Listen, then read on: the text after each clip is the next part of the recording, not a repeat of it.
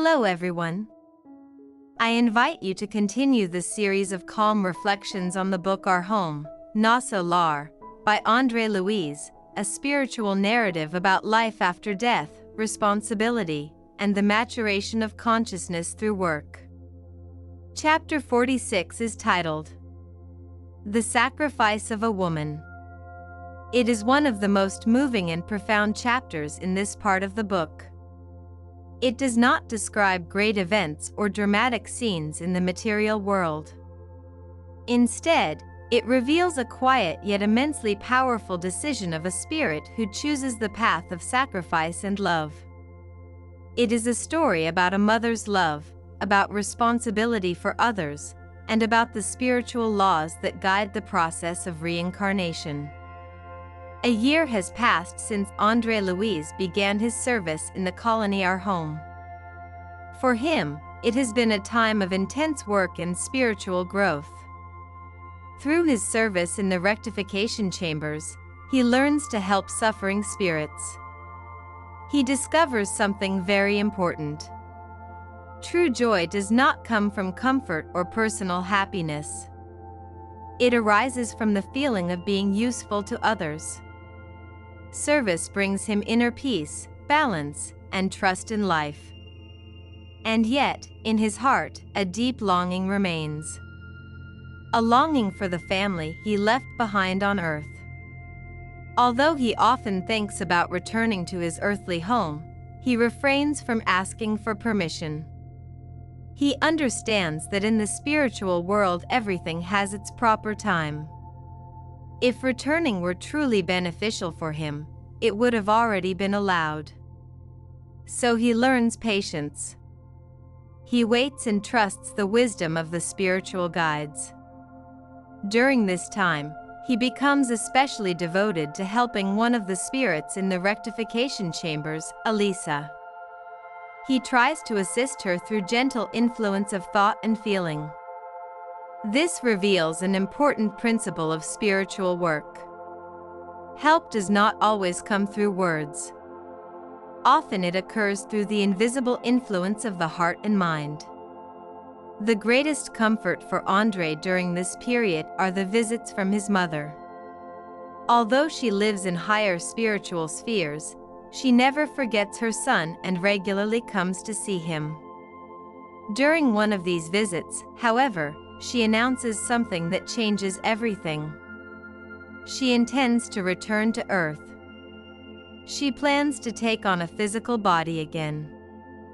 For André, this is a great shock. He cannot understand why someone who has already reached a higher level of spiritual life would voluntarily return to the hardships of earthly existence. His mother calmly explains the reason for her decision. It concerns his father. Laird has long been immersed in skepticism and spiritual confusion.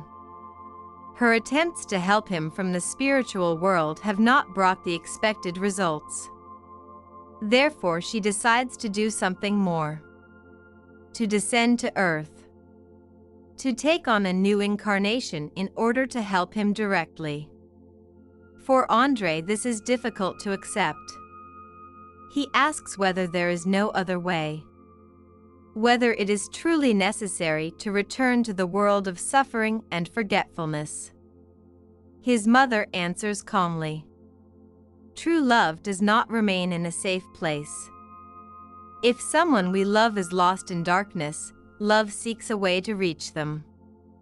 Sometimes this means descending to a lower level in order to help another rise. She also explains something very important about free will and reincarnation. Although God created human beings free, human actions create consequences. A spirit that has accumulated moral debts cannot always decide everything freely. Sometimes reincarnation acts like medicine. Just as a sick person needs a bitter remedy, the soul needs experiences that restore its balance. We also learn that André's father will soon reincarnate. He will be guided into new experiences that may help him overcome his spiritual crisis. Moreover, The women who were once connected to his past mistakes and passions will also appear in his future life, but in a completely new relationship. Not as persecutors, but as daughters. André's mother intends to receive them as her own children. This is a profoundly spiritual idea.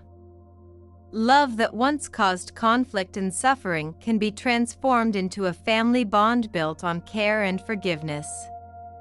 His mother says something else that is deeply meaningful. Fire cannot be extinguished with gasoline.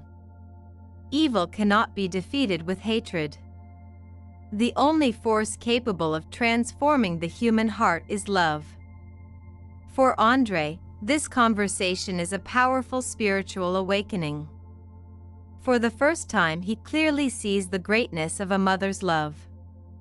It is no longer merely a family feeling.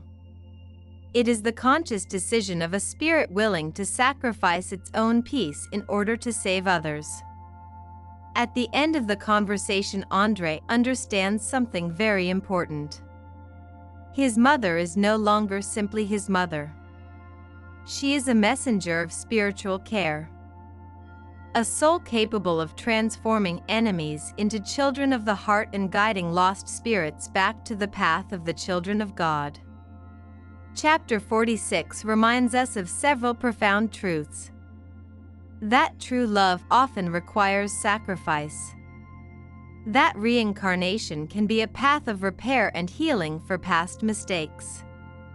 That spiritual freedom is inseparable from responsibility for our actions.